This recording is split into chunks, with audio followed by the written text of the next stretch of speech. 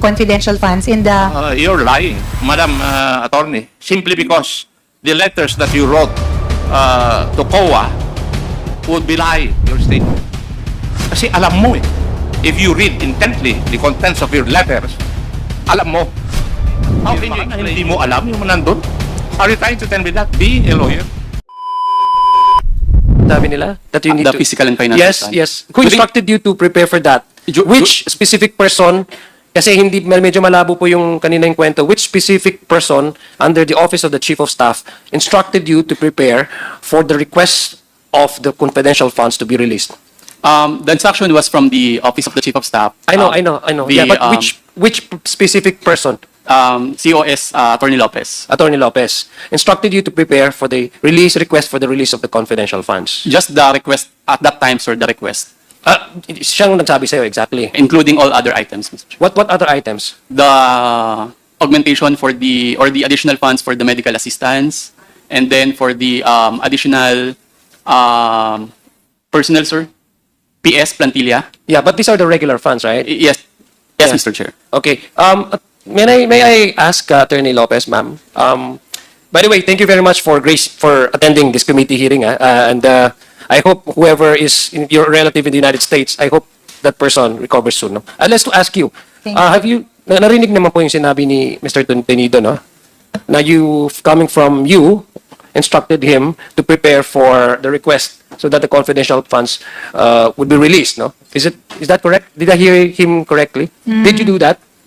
I confirm that, Your Honor. It was actually, the output is a letter addressed to the Secretary of the Department of Budget and Management. It was a request we made that was actually approved and recommended, that was given recommended approval by the DBM and was released by the Office of the President. So you instructed him just to be sinabihan niyo po siya na gumawa na po siya, mag-prepare po siya kung ano man yung prepare ng dokumento para i-request po sa Department of Budget and Management na ma-release po yung confidential funds. Tama po ba yun? Hindi po ma-release, Your Honor. Mag-request. Yes, mag-request. Among other things. Yes, mag-request and then for the request for the release of the confidential funds. Is it correct? Not release, Your Honor. Our request Yes? is only for request for that budget alongside with all the other items that was Exactly, mentioned among others. earlier. Di ba? Tama po ba yun?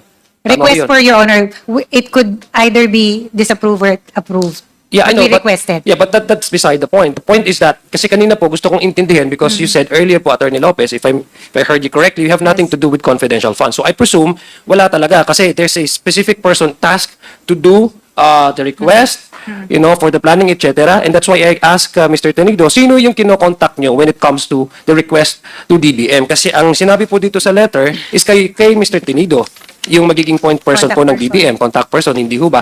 So that's why I'm asking now, Mr. Tenido, because I want to compartmentalize, as you said, no? But now the answer is that you, under the Office of the Chief of Staff, instructed him to contact DBM, no? Among other things, for the release of the confidential funds. So are you now saying, still maintain your position that you have nothing to do whatsoever with the confidential funds? Your Honor, Gusto Mr. ko lang Chair. po maintindihan na, Mr. Atty Lopez. As mentioned earlier by Mr. Tenido, it forms part of the budget. So it is, and because it is part of the budget of the Office of the Vice President, and as the USEC and Chief of Staff, I signed off and made that instruction, Your Honor. Yeah, but can you help me understand in which parameters should we say that you were no longer part of anything about confidential funds? Kasi gusto ko lang po maintindihan yun because the way I understood it based on the questions kanina is you have nothing to do with the confidential funds and you cannot speak anything about confidential funds. You are not competent enough to answer any questions in relation to confidential funds. And yet, sa'yo po nanggagaling yung instruction pagdating po doon sa pag-contact ni Mr. Tenido sa DBM, among other things, not just the regular funding but even the confidential fund. Can you further explain it to me, Mr. Chair? Okay. Your Honor, Mr. Chair, as mentioned earlier, compartmentalized. I am not privy to the disbursement, utilization, and the liquidation of the confidential funds. But as it forms part of the budget, and it was a legitimate budget request, I was part of that request, Your Honor. Mr. Tenido, gusto ko lang tang matanong. Who do you coordinate, for example, in terms of the utilization of the regular funds, for example? The utilization. Oh, yeah, you- Usually, do sir, you- yes. usually the process po is what we do is to obligate the transaction. Okay. So when we do the obligation, doon po namin nalalaman kung cash advance ba yan, reimbursement, or payment dahil may purchase order. So that is the time that when we capture na po yung transaction, and then we will record it na po as So part of the which transaction. office in your department do you closely coordinate when it comes to this utilization, this disbursement, etc.? Actually, sir, lahat. Kasi lahat naman po ng offices may Okay, let me be transaction. more specific. Which particular head of division of office do you coordinate? Regular funds lang to, ha? Yes po. For example, sir, for the medical assistance, I closely coordinate with the head of the public assistance division. That is for the medical and burial assistance. And then for the like pagbabago bags, that is under the care of the special projects division. And then for the relief items or relief goods, I coordinate or I inquire always with the disaster operations center. Does the office of the chief of staff do have a say on this? During the process of procurement, there's none, sir. Okay. Now, what about the confidential funds? Which specific person or head of your agency do you report to? As or to coordinate? confidential funds, sir, I received the obligation from the Office of the Vice President because Office of the Vice of the VP proper because she signs the documents, sir, as the head of the agency. So there's no middleman, for example, or there's no person tasked to coordinate with you. It's directly to the office, the vice president herself. There are ano po, sir, there are admin clerks that responsible for the routing or transmittal of documents. I know, but I think you know what where I'm driving at, no? Sino yung in charge? Kasi I want to understand kung sino ba talaga yung in charge doon. Kasi according to Atty Lopez, she has nothing to do with the utilization and everything in relation to yung confidential fund. Wag natin sabihin na walang may alam, not even the... It's from the Office of the VP, sir. Yeah, but which particular person are we talking here? Well, under the Office of the VP, there are the Office of the Chief of Staff and then the Office of Miss Gina Acosta. Miss Gina, so sino ba talaga ang specific na person? Do you report or do you coordinate with Miss Acosta or do you talk with Attorney Lopez? No, I'm talking now not only the request but the actual releases and it the would be reasonable to obligations. say that is from the Office of Miss Gina Acosta because she is the special disbursing officer. Okay, thank you. Now, I'd like to go back, Mr. Chair, to Attorney Lopez po. Attorney, kanina po na-bring up po yung issue ng sulat ninyo. Apo, kasi na-bring kanina po ni Deputy Speaker JJ Suarez. And basically, marami pong rason na nasite po dito sa sulat na ito, no? Asking COA to comply, and you have stated several reasons why COA should not comply with the subpoena request, subpoena to Sistecom by the House, no? By the committee. Among those reasons, Mr. Chair, is that you explicitly said in the letter, among other things, that there is no congressional power to expose for the sake of exposure. I underline that because I want to ask you, Mr. Chair, since you're here, Mr. Chair, I assume that every word, every sentence, every paragraph, every phrase reflected in this letter, you believed with conviction that COA should not comply with the request or the subpoena powers of the House of Representatives. I'm just curious, Attorney Lopez, since you're already here, and earlier, I thank you for your presence. Do you still maintain this position, Mr. Chair? Attorney Lopez? Do you still maintain the position that COA should not comply with the request of the House of Representatives and the subpoena order by this committee to acquire certain documents from the Commission on Audit? Yes, Your Honor, Mr. Chair. The position of the Office of the Vice President when we wrote that letter was to request COA to not yet give the said documents because there is an audit investigation ongoing. We feel that, we at the Office of the Vice President feel that it is yet too early to release documents because nothing has been made final. That was really the purpose of that request, Your Honor. So you do, but my question is, do you still stick to your position? All the reasons and the arguments you have stated here, cited, some I guess you have cited the legal basis for COA not to comply. Do you still maintain that? Yes, Your Honor. We stand by it. Is- Actually, Do you stand by it? Still, up to now. So you yes. mean to say, here you mentioned, and I guess this is, I guess, para po sa akin, ito po yung position ninyo. The subpoena was not issued in aid of legislation. It does exceed the legislative power of inquiry. Are you aware, Mr. Chair, Attorney Lopez, since you're a lawyer, that the Constitution grants the House of Representatives, the Congress for that matter, both the lower house and the Senate, the power to exercise, not only to create laws or introduce laws, but to exercise oversight functions, meaning to hold inquiry in aid of legislation, Mr. Chair. Are you aware of that, and do you believe that? That's an exclusive power that is exercised by Congress. We respect that, actually, Your Honor. We recognize, as I mentioned earlier when this was asked, this letter by no means seeks to undermine the power of Congress to investigate or conduct inquiries in aid of legislation. But we feel that at the time, on the end of the Office of the Vice President, because there's still an ongoing audit investigation, we feel that it was not the right time to present or release such documents because nothing is yet final. That is our position. But it does not, Your Honor, Mr. Chair, seek to undermine the power of Congress. That is not the intention, which is why we also recognize the power of the Commission on Audit on all things involving audit. So we requested them. But it is still up, of course, to the Commission on Audit whether to grant a request or not. It was simply a statement of our position. Mr. Chair, I'm not here to challenge your personal belief on matters, but I'm just trying to test, because your assertion, one of your assertion here is that the subpoena was not issued in aid of legislation and thus exceeds the legislative power of inquiry. Do you think this committee is exceeding its power granted to it by the Constitution? That's one of your assertions. I don't wanna challenge your position on this. I just want you to clarify to me.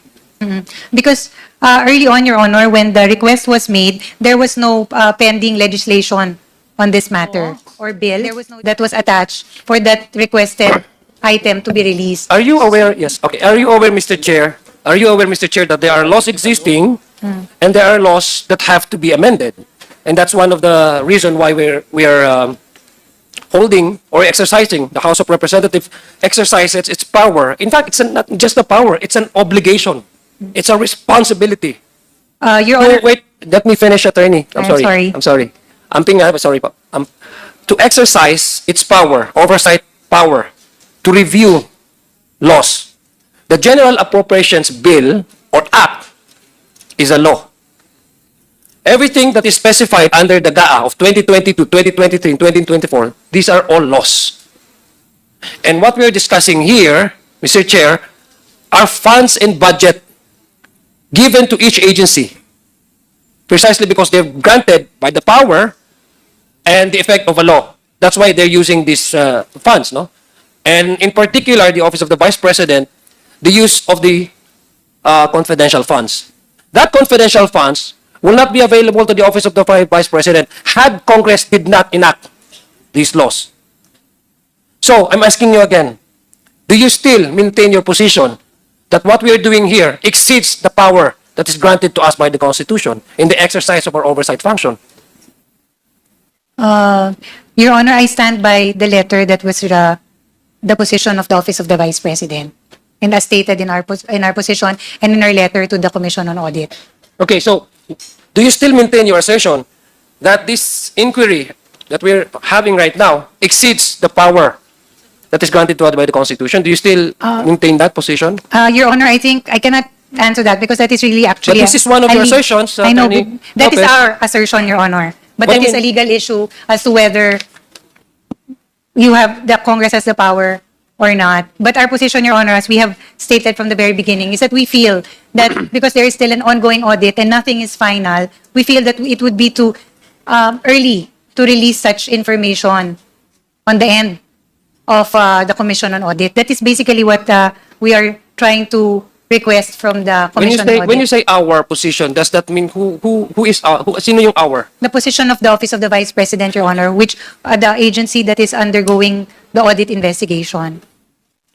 Anyway, Mr. Chair, I will no longer labor on this issue. I just want to give time for Attorney Lopez to maybe enlighten us kung bakit according to her ay nag-i-exceed ang committee na ito sa power na ginrant sa atin ng Constitution, and yet sinasabi naman po niya na she is recognizing the power of the House to exercise yung oversight function. I just don't get any clear answers po. Pasensya na po, Attorney Lopez, sa inyo. From the very start that one of my colleagues here started asking question, wala ho akong nakuhang klaro na sagot po sa inyo. Pasensya na po. Ganun lang po yung interpretation ko sa lahat po na naging kasagutan ninyo. Thank you, Mr. Chair, and thank you po, Attorney Lopez, for your candid answers.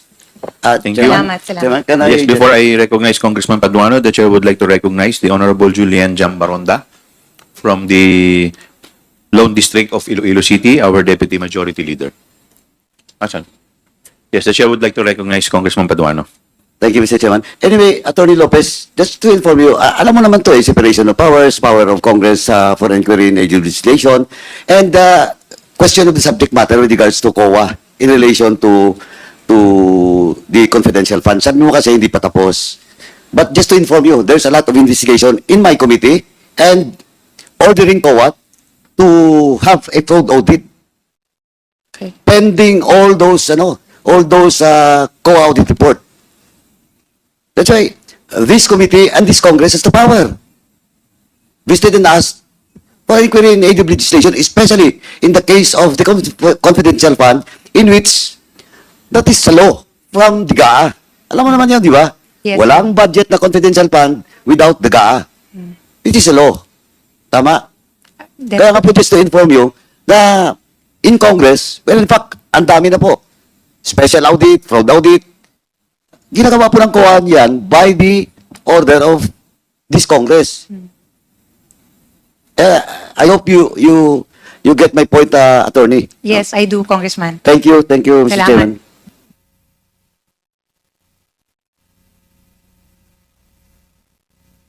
At this juncture, the chair would like to recognize the next interpellator, the Honorable Judas Idre. Maraming salamat, Mr. With Chair. With the indulgence of Congressman Judas Idre, the next interpellator is Congressman Cong Acop. Sorry. Thank you, Mr. Chair. My questions would have centered on the existence of satellite offices of the Office of the Vice President. Unfortunately, COA submitted the data and information regarding the satellite offices of the OVP just last night. Tama po. Yes, Mr. Chair. So, I did not have time to look into these documents kasi gabi na kayo nag-submit it. Mr. Chair, be that as it may, I will not ask questions about that. But I would like to make first a manifestation. From the previous hearings, we have established two things as regards the documentary pieces of evidence of payments for confidential funds. Una, ang mga irregularidad sa mga impormasyon na nakasaad sa mga acknowledgement receipts. At ikalawa, ang kakulungan sa mga kinakailangang impormasyon para matiyak kung tama ba ang paggamit ng confidential funds na ito. Attorney Lopez, do you believe that public officers occupy a public trust? Yes, Your Honor, that is enshrined in the Constitution. Section 1, Article 11 of the Constitution. Tama? Yes. Yes.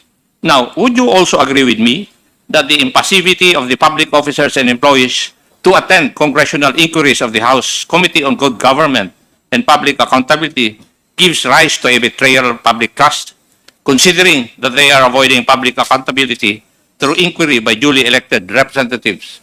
Would you believe that? Yes or no? Yes or no? Your Honor, may I be allowed to... Yes or no? I'm asking if you believe it or not. Your Honor, You do not believe it?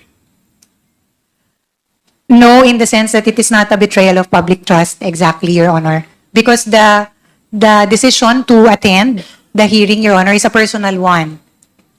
No, because you are compelled if we issue a subpoena. It's not personal. Would you agree with that also? Yes, Your Honor, because if it is a subpoena, it becomes coercive. Yes. But in the end, respectfully, if it is an invitation, there is also a right on the end of the invitee to decline. I agree. But the end of that is that we can issue subpoena Yes. That in is order correct. to force you to attend these hearings. Tama. Yes, Your Honor. O in that case, if you're forced to attend hearings and you do not attend, would that not also constitute a betrayal of public trust? Uh, Following your logic, Your Honor, ay, pakisagot lang po na yes or no. Yung katanungan ko po, yes or no eh. There's no need for any explanation unless I ask for one. it could be, Your Honor, yes. Thank you. Would you agree also with me that public officers must uphold public interest? Yes, Your Honor. Yes. And part and parcel of the duties and responsibilities of public officers is to give due regard to the lawful processes of a co-equal branch of government. Yes, Your Honor. Yes. And the impassivity of the public officers and employees to attend the congressional inquiries of the House Committee on Good Government and Public Accountability gives rise to a betrayal of public trust, considering that their continued absence interfere with the actions and mandate of this committee, just like your two people, the special dispersing officers, in the persons of Madam Gina Acosta and Madam Sunshine Fajarda. Would you agree with that also? Yes, Your Honor. Thank It is you. a possibility, yes. And therefore, being the boss, you are also obliged to see to it that they perform this duty. Yes, Your Honor, I And hear that. therefore, we expect na pagsabihan mo sila Opo. na umattend dito sa hearing na ito. That's part of your duty. Respectfully, Your Honor, that was my commitment earlier, that I will endeavor to bring them to the next hearing. Thank you. And I think you will also believe that public officers are sworn to uphold the Constitution. Tama? Yes, Your Honor. And public officers have sworn to uphold the Constitution and have violated their oath by preventing Congress from lawfully exercising its own mandate under Section 21, Article 6 of the Constitution to conduct inquiries in aid of legislation. Would you agree with that also? Sir, respectfully, may you please repeat that particular question lang, this one, and the phrase that you refer to? Yes. Public officers are sworn to uphold the Constitution. Yes. Yes. Public officers have sworn to uphold the Constitution and would have violated their oath by preventing Congress from lawfully exercising its mandate under Section 21, Article 6 of the Constitution to conduct inquiries in aid of legislation. Yes, Your Honor. Thank you. If you, Your Honor, may I seek Mr. to Chair. qualify? Okay, Your Honor, please. Sa Mr. Chair. akin, Mr. Chairman. Your Honor, Mr. Chair. Yes, please. Okay. In this case, Your Honor, preventing or aggressive defiance, Your Honor, that might constitute as such. But if there is a valid reason on the end of the person, that might be considered. But again, aggressive and continued defiance without justification or reason, Your Honor, that may be taken as such. Congressman Acop. Thank you, ma'am. Thank you, Mr. Chair.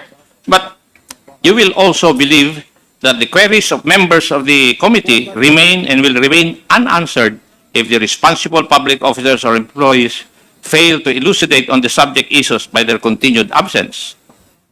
And the conspicuous absence of these public officers and employees of the office of the Vice President causes immediate or threatened injury to the powers of this committee granted under the Constitution. Would you agree with that also? Yes, Your Honor. Okay. Yes. Thank you. And Mr. Chair, dahil po sa ginagawa ng mga tauhan under Atty Lopez and under the office of the Vice President, I believe that we can file administrative cases against the non-attending public officers and employees of the OBP before the office of the Ombudsman.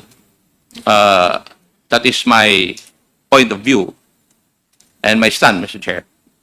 Kasi they can be charged for misconduct and conduct prejudicial to the best interest of the service as a cause of action.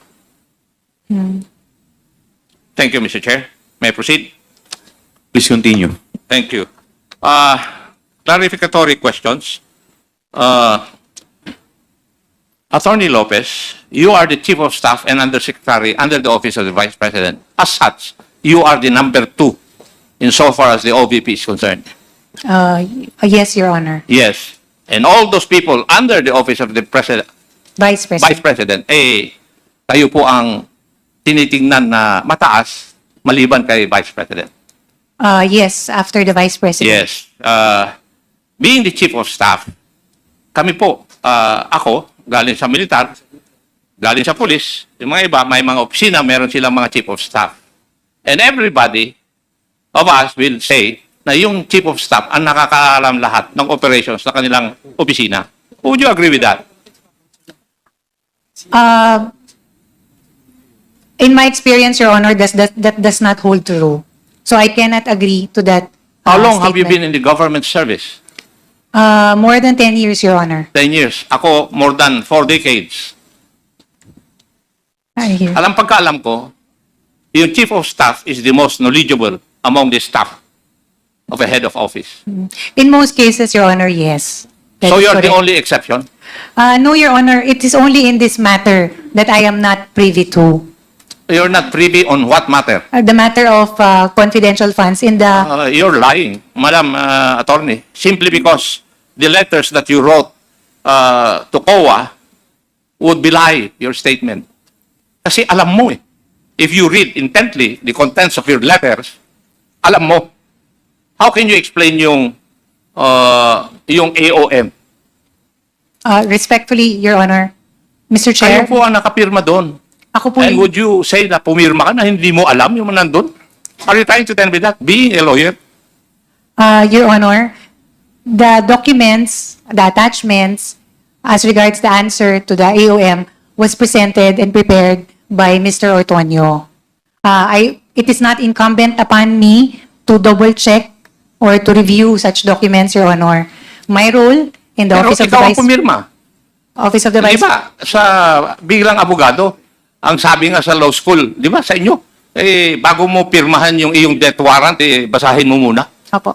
Di ba? Yes, Your Honor. I simply checked, Your Honor, the form. Ano po yung attachments Ikaw naman, and the Atty. explanation. Your Honor, respectfully, Mr. Chair, I have also mentioned this earlier when in the question of Congressman Congressman Zia, I mentioned that the matter of disbursement, utilization of the confidential fund, that is the matter that I am not really privy to. But in the matter of explaining, for example, issuing external communications to a government agency such as the Commission on Audit, as the highest official in the OVP, Your Honor, I sign off on all the documents. That is one of my rule and And what is the significance of your signature? that it has been Di ba reviewed. dapat dun is, alam mo yung bagay na yun? Yes, Your Honor. Yes. Ikaw naman, oh. Kasi hindi ka pwedeng, attorney, hindi ka pwedeng pipirma sa isang na hindi mo babasahin. That depart from that. Yes. Respectfully, Mr. Chair, as mentioned earlier, I signed it as a matter of course, as the head of the agency for that external communication. Subject, of course, to the attachments that were included and the explanations made, Your Honor. I think you better change that, madam. Dahil one day you might be signing your death warrant when you do not read it. Hindi ba posible po yun? Yun po, I can only speak for that, my experience, Your Honor. That was exactly what happened in that letter. Thank you. How long have you been working with Mr. Ortonio and Madam Acosta? Mr. Ortonio was a colleague also in the city government, Your Honor, of Davao. How about Madam Acosta? Also one of the employees of the local government unit. So matagal na kayong magkasama. And how long would that be? More than 10 years, Your Honor, Mr. Chair. Oh. Doon sa 10 years na yon, mas mataas ba sila sa iyo o mas mataas ka pa rin sa kanila? Mr. Ortonio was a city department head also, Your Honor, which had the same rank as me. But Miss Gina Acosta is one of the employees. But you were the senior. city administrator then. Yes, Your Honor. And then, you know everybody. You know what is going on in the local government unit that you belong to, right? I know a lot of, not everything, Your Honor. It is expected of the city administrator to know the operations of the local government unit, especially the branches or the offices under that unit. That is correct, Your Honor. Yes. Alam ko naman na maaaring hindi mo alam lahat, but it is expected of you, being the city administrator, alam mo dapat ang mga yon. Right? That's correct, Your Honor. Now, Mayno, doon sa confidential fund, do you know of its existence in your office? Kasi kanina, dinideny mo parang wala kang kaalam-alam But do you know the existence of a confidential fund in your office? Yes, Your Honor. It is part of our budget. Hindi. Yung 2022, did you know that? 2022, Your Honor? Yes, yung Yes. 125. Yes. Yes, you know it. How did you come to know about it? Your Honor, it was part of the recommendation, the request that we made to the Department of Budget and Management. Sino po ang gumawa ng sulat na yun? The letter was signed by the head of agency, Your Honor. So it's the head of agency ang gumawa. Hindi mo sinasagot yung tanong ko. Yung tanong ko is, if you understood it properly, sino po ang gumawa ng sulat na yun? Yun ang tanong ko Attorney Lopez, Are you trying to tell me that please be responsive to the question. Are you trying to tell me that the Vice President was the one who prepared that letter?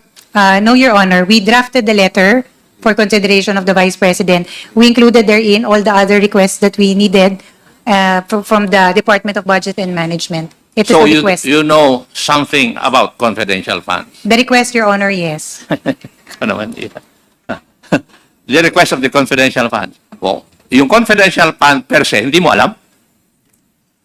Your Honor, as mentioned earlier in the interpellation of Mr. Zia Diong, only the disbursement, utilization, these are matters that I am not privy to. But in the request for the budget that included the confidential fund, we drafted that letter, Your Honor. Kasi in your letter to COA na pinirmahan ninyo ni Mr. Ortonio, detalyadong-detalyado It pertains to yung liquidation reports insofar as the confidential funds are concerned. And yet you're telling us you do not know anything about its utilization, but you can answer the AOMs of COA. Specific na po yun, yung mga observations ng COA. Now, kaya I cannot believe that you do not know anything about its disbursement Your or Honor. its liquidation. Kasi nandito ang nakalagay dito, if may read, we respond to its finding in the AOM in Seriatin. Kalagay, the submitted liquidation reports with their supporting documents. You're already speaking of liquidation reports and still you deny you do not know? Your Honor, Mapikon ako iha respectfully, Your Honor, I am not, I wouldn't want that, Your Honor. The letter was prepared, as mentioned earlier, by Mr. Ortonio, and he presented the attachments to the same. As a matter of course, Your Honor, I took a look at it, looked at the attachments, and then saw it correct in form. And because all external communications have to be signed by the highest official in the Office of the Vice President, I signed off. It was a matter of course, Your Honor, on my end. In the same manner, when you say matter of course, Madam, you said it's ministerial on your part? Your Honor, if I may, Mr. Chair, even in the regular audit, when we have AOMs, these are, Ma'am, you have to be reminded that you are under oath. yes, I know that. Your Honor, even for the matter of regular audit, these items are prepared by the finance cluster. And on my end, Your Honor, I review the attachments and the explanations, and then I sign off on it also. So it is really, that is, Sir Acop, what I meant by it's a matter of course. It is something that I sign off on, provided in form, it's already the proper attachments and the explanations are there. But as to how it was liquidated and how it was disbursed, I have no direct knowledge, Your Honor. It is simply a paper review on my end.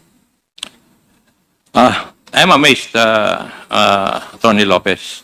Kasi, ang tingin ko sa mga abogado, meticulous sila, binabasa. Pero on your part, working as the chief of staff, hindi ka naging meticulous. Anyway, I'll go to another topic. I will refer to your letter to the Honorable Gamaliel Cordoba, 21 August 2024. I think you already saw this letter and, shall we say, state to the committee that you signed. This signature is yours, right? Your Honor. Now, when you signed this letter, kayo po ang gumawa? Your Honor, this matter was, Pakisagot lang po yung tanong ko. Kayo po ang gumawa? hindi po, Your Hindi. Honor. So, sino po ang gumawa nito?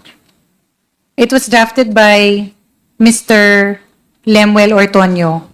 Is Mr. Limuel Ortonio a lawyer? No, Your Honor, he's No. not. And you read this letter? Yes, Your Honor. And you agreed with all the contents of this letter? That was our position, Your Honor. It was a shared. No. Yes. You answer my Yes. question. Now, may I ask, can you explain to me that when we investigate the use of confidential funds of the Office of the Vice President and the Department of Education, you are of the position that the subject subpoena violates the constitutional principle of separation of powers? Could you please educate me? How did we violate the principle of separation of powers? Nandito po sa sulat po ninyo, pinirmahan ninyo. Your Honor, may I read the letter in Yes. total? Yes. For the record, it says, the principle of separation of powers is violated when one branch of government unduly encroaches in the domain of another. Jurisprudence provides that there are only two ways to violate the subject principle, namely, by impermissible interference with another department's performance and by assumption of another department's functions. Here, it is clear that the subpoena was not issued in aid of legislation and thus exceeds the legislative power of inquiry, and its issuance impermissibly interferes with the exclusive functions of the Commission on Audit and infringes upon the independence of the Commission. And then, first, Congress has no power to participate or otherwise take part in any audit process. Obtaining any information in a pending audit clearly does not serve a legislative purpose of drafting or remedying legislation. Second, the audit decisions which the committee seeks to obtain are in cases still pending adjudication and therefore not final, not conclusive, and cannot be used as a fair, accurate, or intelligent basis for legislation. Third, COA has already published its annual audit reports for fiscal year 2022 and 2023, which are specifically intended to aid the executive and legislative departments in crafting responsive laws and regulations. Fourth, the only purpose mentioned is to expose to the public the use of confidential funds by the offices headed by the Vice President and purportedly whether such use follow the guidelines. During the subject hearing, Representative Castro stated, since hindi po pwedeng sabihin dito yung findings, yung report o yung anumang observations ng COA, ang mga taong bayan po interesado dito sa confidential funds at kung paano ito ginamit, kung ito po ba ay sumunod dun sa guidelines. Also, as reported in the media, Representative Castro has been known to say that the Vice President has not yet satisfactorily explained the OVP spending of confidential funds in 2022. She added that the VP still has yet to account how she spent the said funds in 2023 and that she is not off the hook yet, end of quote. This is not related to any legislative purpose. There is no congressional power to expose for the sake of exposure. The determination of whether the utilization of the funds complied with audit guidelines falls within the exclusive mandate of the Commission on Audit. It cannot be overemphasized that COA has the exclusive power, authority, and duty to examine, audit, and settle all accounts pertaining to the revenue and receipts of, and expenditures or uses of funds and property. Constitutional framers envision the COA as a dynamic, effective, efficient, and independent watchdog of the government, and for this reason, conferred upon it broad and extensive powers. Allowing a committee of the House of Representatives to subpoena audit decisions pertaining to an ongoing audit will only hamper the COA's performance of its duties. On the other hand, the determination as to the legality of confidential